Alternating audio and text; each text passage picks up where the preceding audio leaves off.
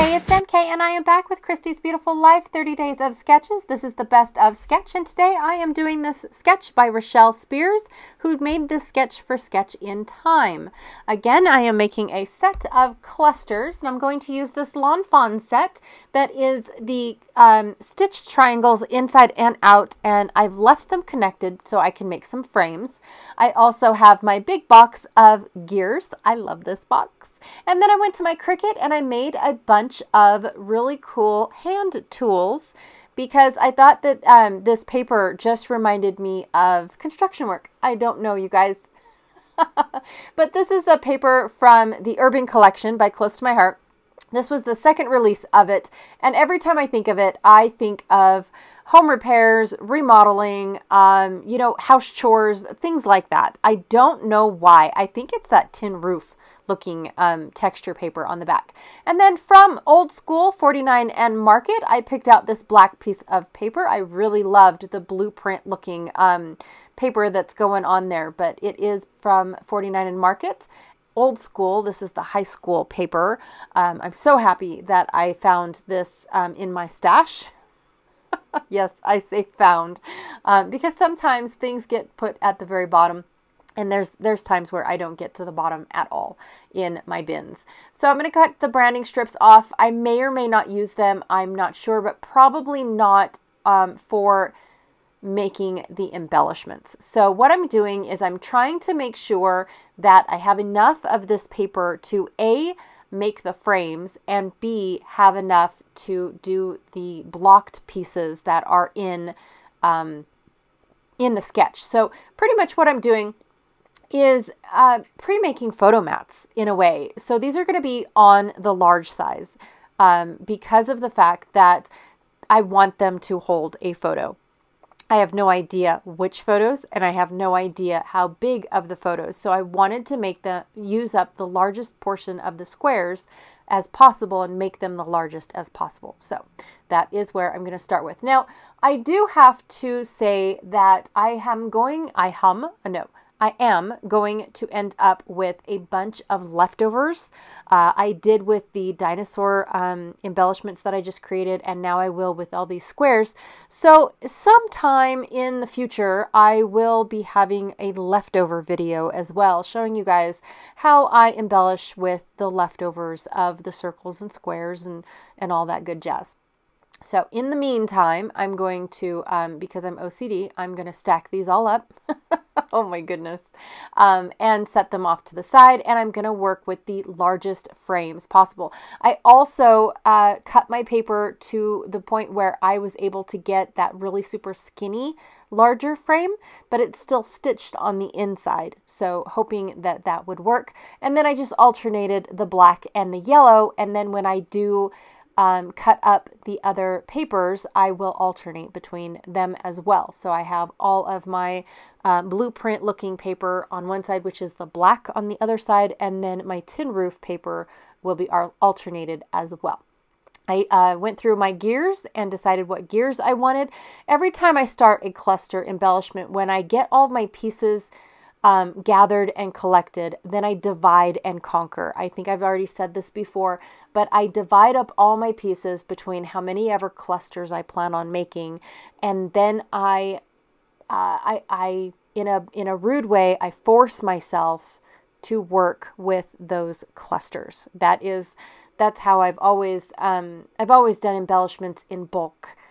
Is doing things like that, and it definitely makes it for a very fast turnaround in embellishments. I love making embellishments out of all of my goodies, you guys, especially the ones that, in no offense, I get tired of. So I've worked with them, I've played with them, I've made several scrapbooks with them, but yet or layouts, not scrapbooks, but layouts, but yet they still seem to be there. Like the whole thing still seems to be in my stash. And so eventually I end up making embellishments out of them. And then that is what I use, in all honesty, is I make homemade embellishments for my thank you gifts in all my orders. Well, I try to in all my orders.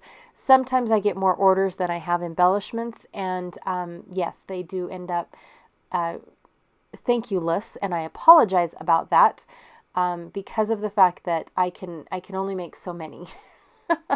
So I'm using this opportunity here to make more embellishments. However, these embellishments that I am showing you make, these 4 that I'm showing you I'm going to make, I want to try to use on a layout later on in this series. I'm not sure if I've mentioned this before. I think this is video 3. I can't remember. But I convinced, I somehow convinced Janet Fritz, who is Galaxy Girl Creations here on YouTube, to play along with me as well. And I am so looking forward to how she is doing this, because when I was telling her, she thought I was nuts, how I was telling her what I was going to do and my plan to attack all of these layouts. My problem is throughout the year, I usually work in only one album. And I did, like last year, I did 2019.